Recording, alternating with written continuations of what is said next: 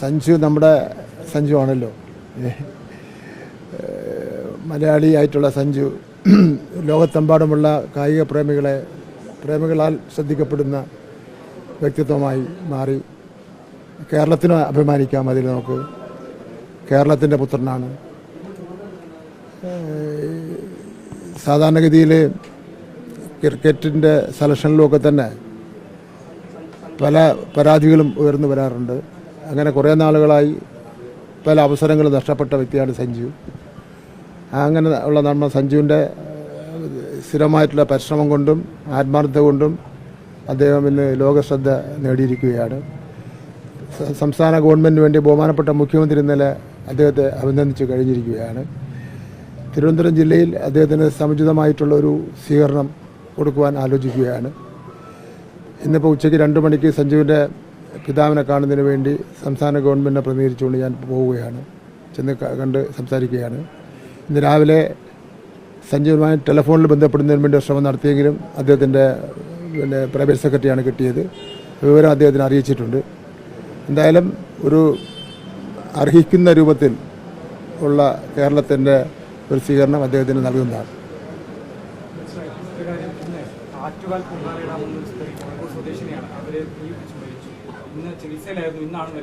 ഇവിടെ അവർ തമ്പാനൂർ ഭാഗത്താണ് ഇട്ടത്. അവരുടെ കുടുംബം ആരോപിക്കുന്നത് ഈ നടത്തിപ്പിന്റെ പ്രശ്നങ്ങളാണ്. അടുപ്പിച്ച് അടുപ്പുകൾ കൂട്ടിയത് കൊണ്ടാണ് അവർ സാരിയുടെ പുറകെ തീ പിടിച്ചു. അങ്ങനെ അവർ ഇവിടെ മെഡിക്കൽ കോളേജിൽ ബേൺ ഐസിയുവിൽ ചികിത്സയിലായിരുന്നു. ഇന്നലെ കോഴിക്കോടേക്ക് മാറ്റി സ്വകാര്യ ആശുപത്രിയിൽ ഇന്ന് പുലർച്ചയോട് മരിച്ചു. എനിക്ക് പറഞ്ഞ വിവരം എനിക്കിപ്പോൾ പറഞ്ഞത് മാത്രമേ എനിക്കറിയാവൂ. എന്താണ് ഉണ്ടായത് സംബന്ധിച്ച് അന്വേഷിക്കാം. കോഴിക്കോട് സ്വദേശിനിയാണ്. സാരിയുടെ പിൻഭാഗത്ത് നിന്ന് തീ പിടിച്ചാണ് അവർ മരിച്ചത്. എന്തായാലും ഉണ്ടായ സംഭവത്തിൽ ഖേദം പ്രകടിപ്പിക്കുകയാണ്. നമുക്ക് എല്ലാവർക്കും വിഷമം തോന്നുന്ന വാർത്തയാണ്. എന്തായാലും ഉണ്ടായതിനെ സംബന്ധിച്ചിടത്തോളം അന്വേഷണം നടത്താം.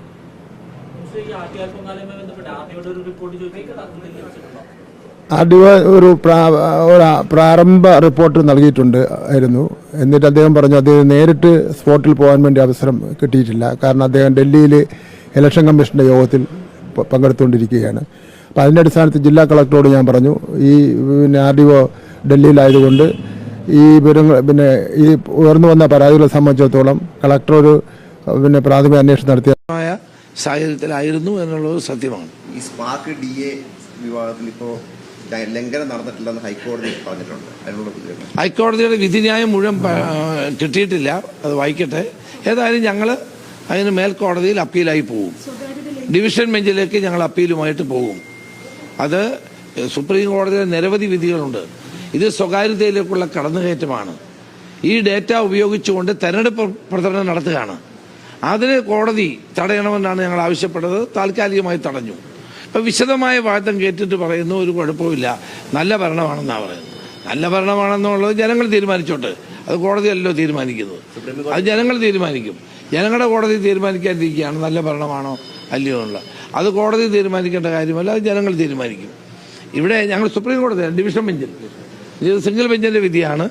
അത് ഡിവിഷൻ ബെഞ്ചിലേക്ക് അപ്പീൽ കൊടുക്കുന്ന കാര്യം ഞങ്ങൾ നിയമവിദഗ്ധന്മാരുമായിട്ട് ആലോചിക്കും. കോൺഗ്രസിന്റെ സ്ഥാനത്ത് തന്നെ ഒരു 2 ദിവസം കൊണ്ട് പൂർത്തിയാക്കും. ഞങ്ങളെല്ലാം ഇവിടെ ഉണ്ടല്ലോ. നമ്മൾ ഇനി കാണാം. ചില മണ്ഡലങ്ങൾ ഇപ്പൊ നേരത്തെ ഈ സിറ്റിംഗ് മണ്ഡലങ്ങളുടെ കാര്യത്തിൽ പറഞ്ഞപ്പോഴും ചില മണ്ഡലങ്ങളുടെ കാര്യത്തിൽ ഒരു അവസാനഘട്ട ചർച്ചയിലേക്ക് പോകുന്നുണ്ട്. അതെല്ലാം ഒരു പ്രശ്നമില്ലാത്തിടും. രമേശ് ചെന്നിത്തല മാധ്യമങ്ങൾ കാണുകയായിരുന്നു. ഞാനതിന്റെ വിശദാംശങ്ങൾ മനസ്സിലാക്കിയിട്ടില്ല. ആരായാലും സ്ത്രീകളോട് മാന്യമായിട്ട് പെരുമാറണം എന്നുള്ള നിലപാടാണ് എന്നെ സംബന്ധിച്ചിടത്തോളം ഉള്ളത്. അതിന്റെ വിശദാംശങ്ങൾ മനസ്സിലാക്കിയതിന് ശേഷം കൂടുതൽ പറയാവും നല്ലത്.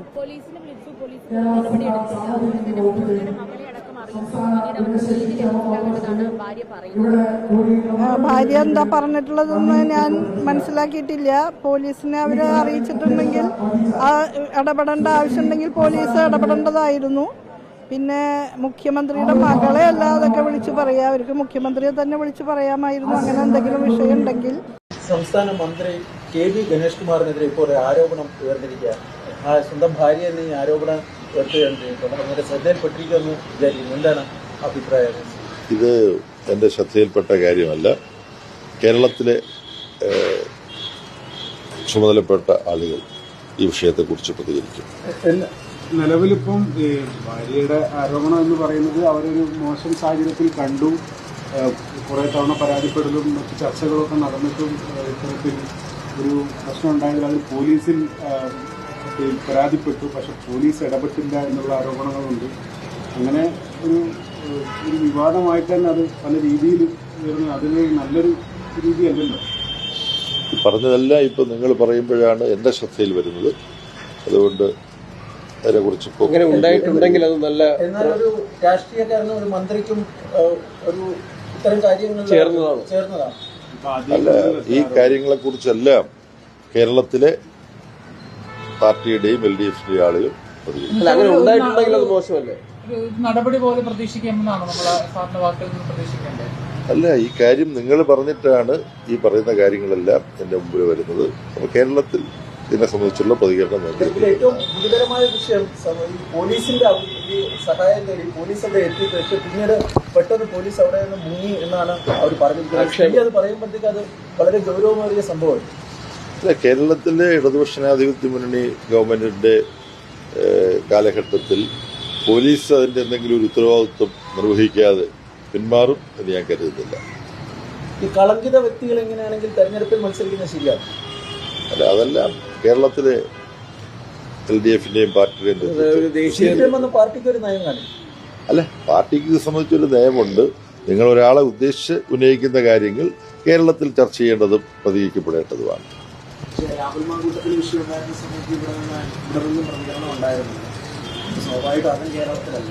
അല്ല, അങ്ങനെ താരതമ്യപ്പെടുത്താവുന്നൊരു കാര്യമാണോ? എൻ്റെ മുമ്പിൽ രാഹുൽ മാങ്കൂട്ടത്തിന്റെ പ്രശ്നം വ്യാപകമായി ചർച്ച ചെയ്യപ്പെടുകയും അത് ചർച്ച ചെയ്യുന്ന ഘട്ടത്തിലാണ് വന്നത്. ഇതിങ്ങനൊരു വിഷയം ചർച്ച ചെയ്യുന്നതിന് ഞാനിപ്പം നിങ്ങൾ വിശ്വസിക്കുമെന്ന് പ്രതീക്ഷിക്കുകയാണ്. ഇതൊരു വിഷയമായിട്ട് ചർച്ച ചെയ്യപ്പെടുന്നത് ഇപ്പം നിങ്ങൾ പറഞ്ഞ് കേൾക്കുമ്പോഴാണ്. അപ്പോൾ കേരളത്തിലുള്ള നേതാക്കന്മാർക്കായിരിക്കും അതിനകത്ത് നല്ല നിലയിൽ നിങ്ങൾക്ക് തൃപ്തികരമായ വിധത്തിൽ മറുപടി.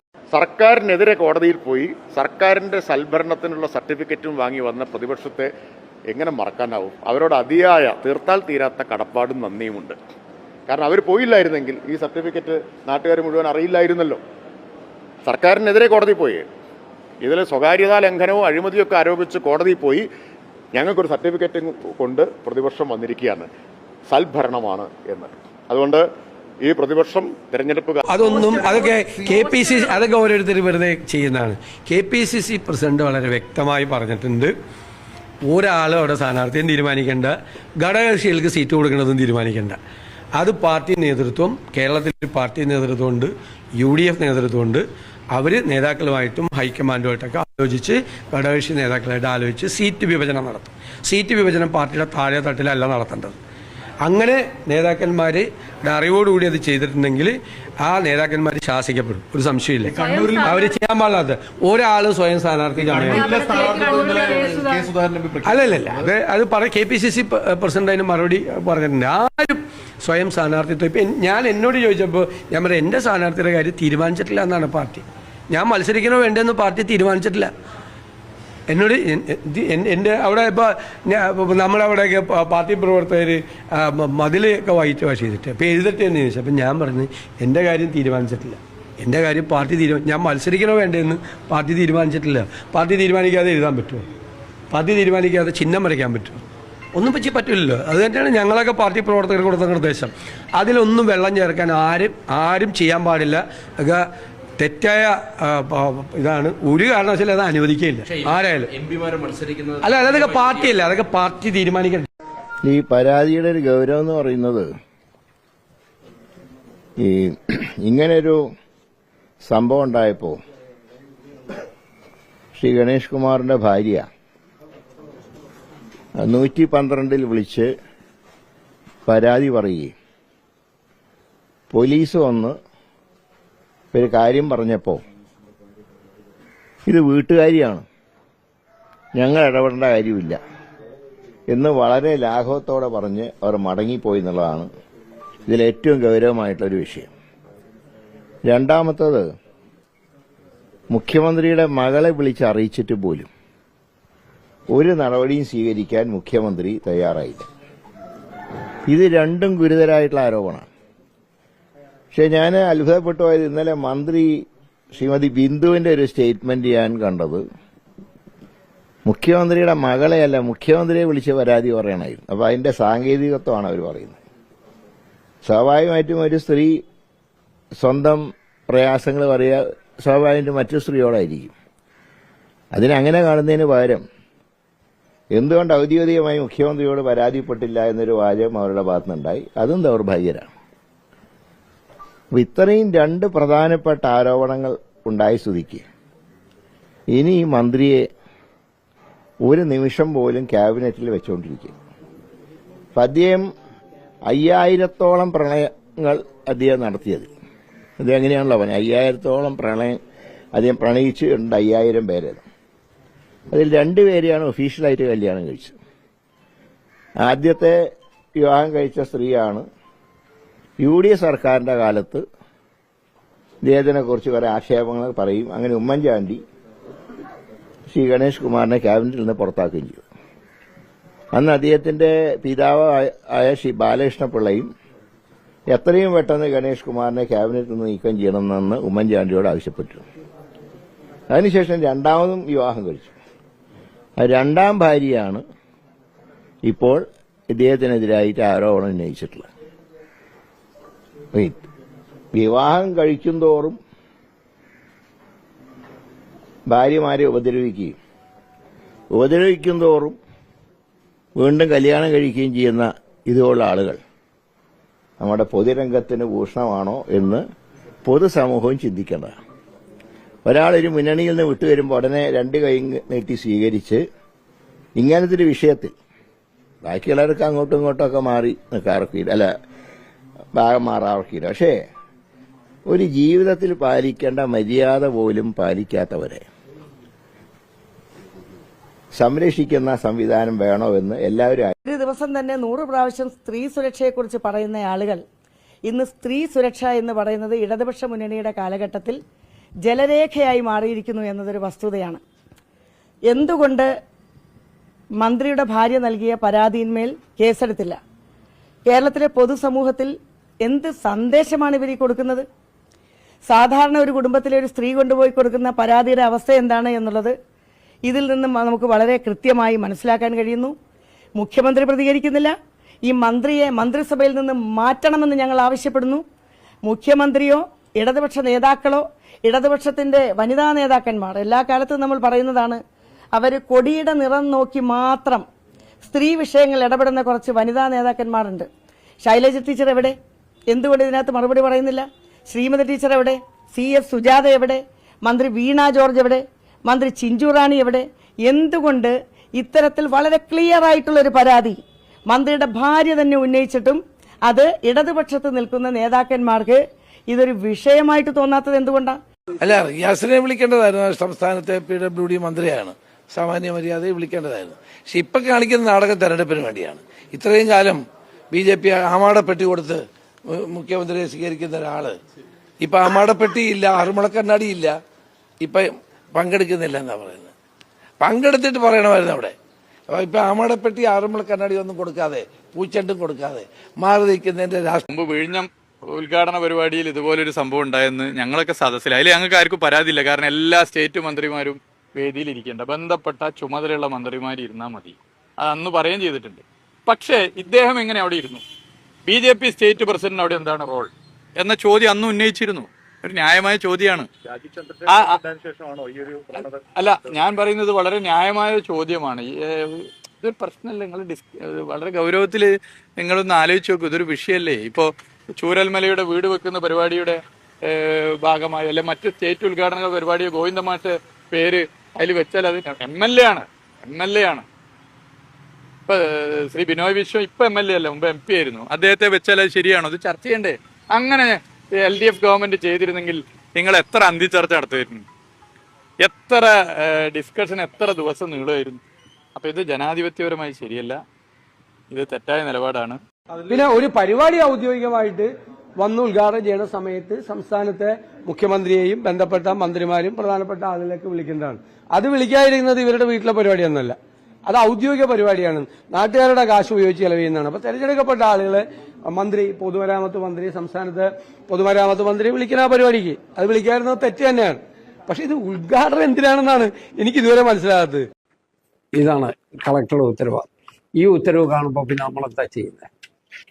അപ്പോ ഇത് മുക്കുന്ന ആളുകൾ ആരാണെന്നുള്ളത് എല്ലാവർക്കും അറിയാം, എനിക്കും അറിയാം. അവര് ആ മര്യാദ കാണിച്ചിടത്തേക്ക് പ്രശ്നമൊക്കെ അവസാനിക്കരുത്, വേണ്ട. അപ്പൊ ഇവർക്ക് വിമർശിക്കാൻ വേണ്ടി ഒരു സാധനം അവർക്കുണ്ടാകണം.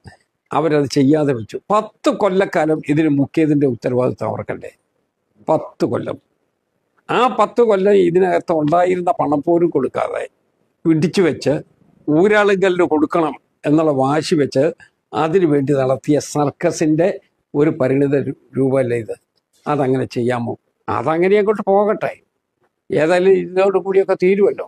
അത് എഴുതി കൊടുത്ത ഇത് എഴുതി കൊടുക്കാത്ത പ്രേരിപ്പിച്ച അന്നത്തെ നമ്മളുടെ ട്രാൻസ്പോർട്ട് വകുപ്പ് മന്ത്രി, ഇപ്പൊ അദ്ദേഹത്തിന്റെ സ്ഥിതി ഞാൻ പറയേണ്ട കാര്യമില്ലല്ലോ. ചട്ടം പൊട്ടനെ ചതിച്ച പൊട്ടനെ ദൈവം ചതിക്കും. അതാണ്, അത് തിരിച്ചാണ്. പൊട്ടനെ ചട്ടം ചതിച്ച ചട്ടനെ ദൈവം ചതിക്കും. അതുകൊണ്ട് അത് പോട്ടെ, നമ്മളതൊന്നും നോക്കേണ്ട കാര്യമില്ല. നമ്മൾ പോസിറ്റീവായിട്ട് നോക്കിയാൽ മതി. ഏതായാലും ഒരു കാര്യം ഞാൻ പറഞ്ഞതാണ് എൻ്റെ വാക്ക്. അത് നമ്മൾ ഈ ഗവൺമെൻറ് പോയാൽ നിശ്ചയമായിട്ടും നമ്മളിത് പുതിയ രൂപത്തിൽ എയർ കണ്ടീഷൻഡാക്കി. ഇവിടെ തൃശ്ശൂർ എയർ കണ്ടീഷൻഡാണ്, ഇവിടെ അതില്ല, എയർ കണ്ടീഷൻഡായി. അതിൻ്റെ മുകളിൽ ഒരു നിലയും കൂടെ തീർത്ത് നമ്മൾ ജനങ്ങൾക്ക് അത് അപ്ഡേറ്റ് ചെയ്യുമോ ചോദിച്ച് അപ്ഡേറ്റ് ചെയ്ത് ജനങ്ങൾക്കായി അത് തുറന്നു കൊടുക്കും. ഏത് തലമുറയ്ക്കും ഇത് വലിയൊരു കാഴ്ച വസ്തുവായി കോട്ടയം പട്ടണത്തിലുണ്ടാവും. ജനങ്ങൾക്ക്, നമ്മുടെ ചെറുപ്പക്കാർക്ക്, അവർക്കൊരു കാഴ്ച വസ്തുവായി അത് അവിടെ ഉണ്ടാകും. അതാണ് നമ്മുടെ ലക്ഷ്യം. അപ്പോൾ പാർട്ടിയെ ആക്ഷേപിക്കാനൊന്നും ഞാനില്ല, അതിൻ്റെ പരിപാടിയെ ആക്ഷേപിക്കാനുമില്ല, അതിൻ്റെ ഭരണഘടനയെ ആക്ഷേപിക്കാനുമില്ല. അതിൻ്റെ ഒരു രേഖയെയും സാൽക്യാപ്റ്റീനമായാലും പാർട്ടി കോൺഗ്രസ് ഇല്ല. 15 പാർട്ടി കോൺഗ്രസ് ഞാൻ പങ്കെടുത്തിട്ടുണ്ട്. അപ്പോൾ ഈ തരത്തിലൊക്കെ പാർട്ടിയുടെ ആശയപരമായ സാരാംശം ഉൾക്കൊണ്ട് പ്രവർത്തിക്കുകയും അത് പറയാൻ ശീലിക്കുകയും ചെയ്തു. പറയാനുള്ള വൊക്കാബുലറി ഉള്ളത് കൊണ്ട് അത് പറയുകയും ചെയ്തു. ആ നിലയിൽ വന്നിട്ടുള്ള ഒരാളാണ്. അപ്പോൾ ഇതിനെതിരായി ഇനിയും ഒന്നും പറയാൻ ആഗ്രഹിക്കുന്നില്ല. ഒരു പാർട്ടിയിലും ചേരാനും ഉദ്ദേശിക്കുന്നില്ല, ഒരു മുന്നണിയിലും ചേരാനും ഉദ്ദേശിക്കുന്നില്ല. ക്ലിയറായ കാര്യമാണ്. വ്യക്തിഹത്യ ആരെയും ഞാൻ നടത്തിയിട്ടില്ല, ഇനി നടത്താൻ ഉദ്ദേശിക്കുന്നില്ല. എന്നെ നടത്തുന്നുണ്ട്. എൻ്റെ അച്ഛനും വരെ വിളിച്ചിട്ടുണ്ട്, എൽ സി മെമ്പർ. അടുത്ത കാലത്ത് എൻ്റെ പേര് പോലെ സുധാ കുരൻ എന്ന ഒരാൾ, അമ്പലപ്പുഴക്കാരൻ പേരോട് സുധാ കുരൻ. ഒരു ഉപരി കമ്മിറ്റിയോ ഒരു ജില്ലാ കമ്മിറ്റിയോ ഒരു ഏരിയ കമ്മിറ്റിയോ ആരും അതിനെ എതിർക്കുന്നില്ല. എന്തെങ്കിലും ഒന്നും ശ്രദ്ധിക്കുന്നില്ലയോ അല്ല. അമ്പലപ്പുഴ ക്ഷേത്രത്തിലേക്ക് ജോലി വാങ്ങിച്ചു കൊടുത്തത് ജില്ലാ കമ്മിറ്റിയോട്. ക്ഷേത്രത്തൊന്നും കയറ്റാൻ പറ്റിയ ആളല്ല, അയാളുടെ ഭക്ഷണ രീതി അതിന് പറ്റിയതല്ല. അത്ര ഞാൻ പറയുന്നത്. ഇതെവിടെ നടക്കുന്നത്? പൊളിറ്റിക്കൽ ക്രിമിനലുകളെ കൂടെ കൊണ്ട് നടക്കുക, അവരെ ആയുധമാക്കി വ്യക്തിഹത്യ നടത്തുക. വലിയ പാരമ്പര്യമുള്ള ഒരു കുടുംബമാണ് അദ്ദേഹത്തിൻ്റെത്, രക്തസാക്ഷി കുടുംബമാണ്.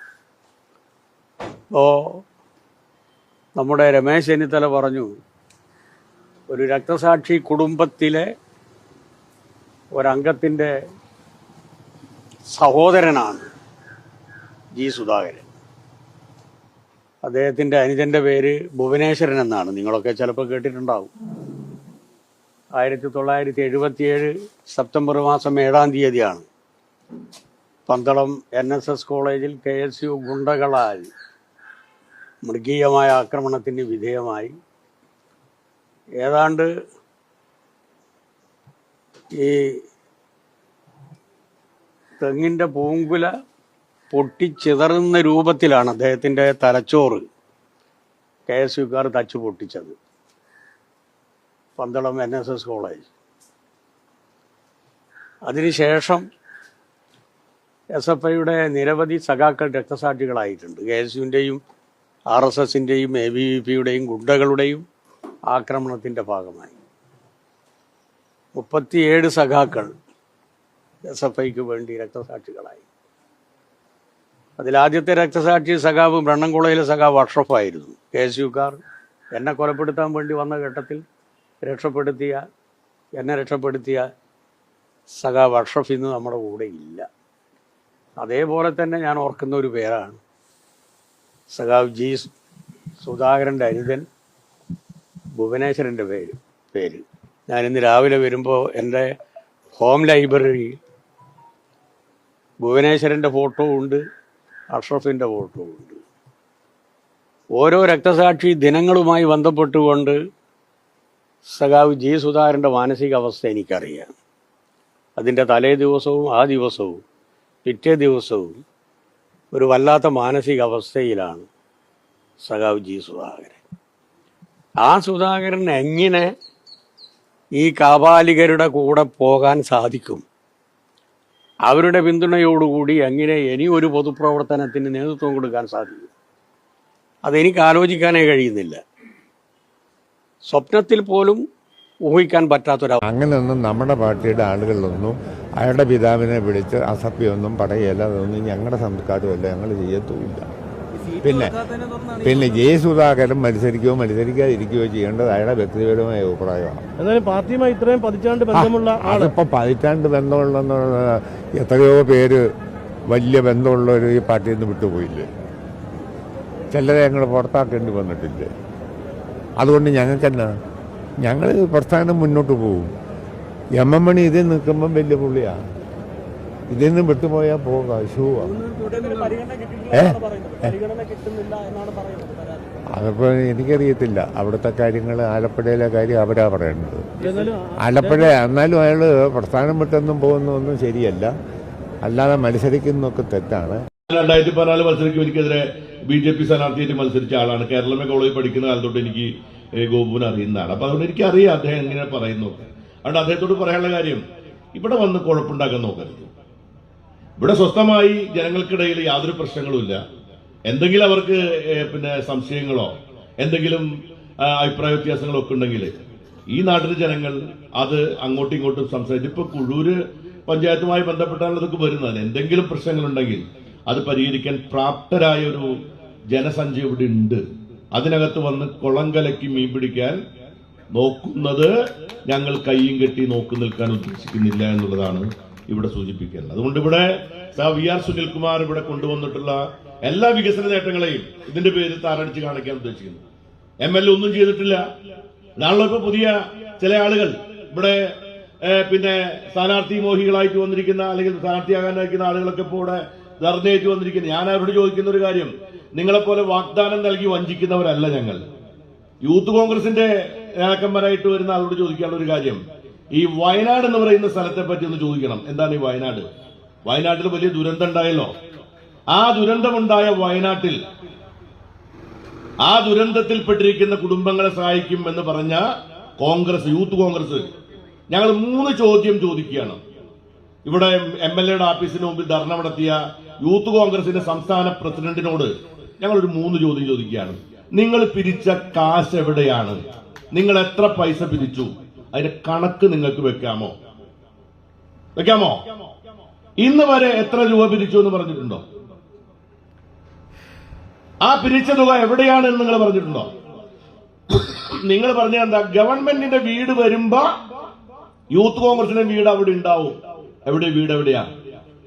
ആ കല്ലിട്ട നാടകം നടത്തിപ്പോയ സ്ഥലത്ത്, അവിടെ കല്ലിട്ട നാടകം നടത്തിയ സമ്മേളന സ്ഥലത്ത് കിടക്കുന്ന പ്ലാസ്റ്റിക് കുപ്പികൾ പോലും ചിതറിക്കിടക്കുന്ന ചിത്രം എല്ലാ ചാനലുകളും കാണിച്ചുകൊണ്ടിരിക്കുകയാണ്. അവരാണ് ഇവിടെ വന്ന് സാരോപദേശം നടത്തി ഈ ഇടതുപക്ഷ ജനാധിപത്യ മുന്നണിയുടെ MLAക്കെതിരെ ആരോപണം ഉന്നയിക്കുന്നവര് സ്വയം ഒരു കണ്ണാടി എടുത്തു വെച്ച് നോക്കണം നിങ്ങൾ ചെയ്ത കാര്യങ്ങൾ എന്തൊക്കെയായിരുന്നു എന്നുള്ളത് സംബന്ധിച്ച്.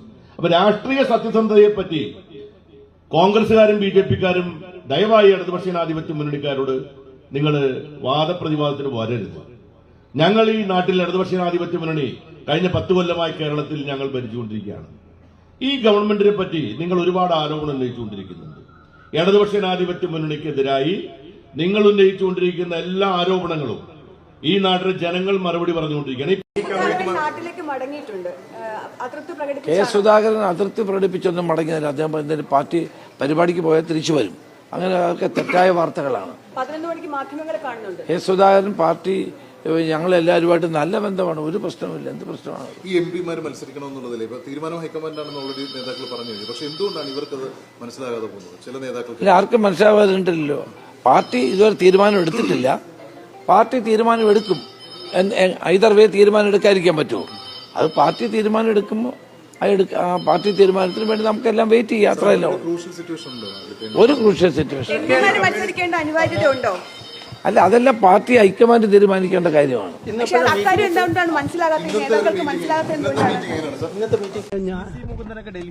അല്ല, എല്ലാവരും ഡൽഹിയിൽ വരൂല്ലേ? ഡൽഹിയിൽ വരുന്നതിന് ഇപ്പൊ നമുക്ക് ആർക്കും കുറ്റം പറയാൻ പറ്റും. ഇന്നലെ അദ്ദേഹം പറഞ്ഞത് കോൺഗ്രസ് നേതൃത്വം വിളിപ്പിച്ചിട്ടാണ് ഡൽഹിയിലേക്ക് വന്നത്. എനിക്കറിയില്ല.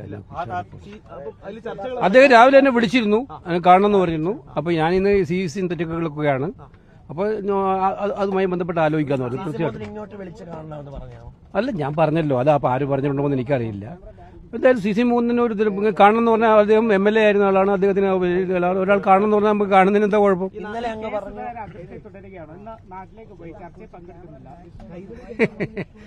നിങ്ങളിങ്ങനെ ഓരോന്നും ഉണ്ടാക്കിക്കൊണ്ട് കാര്യമില്ല.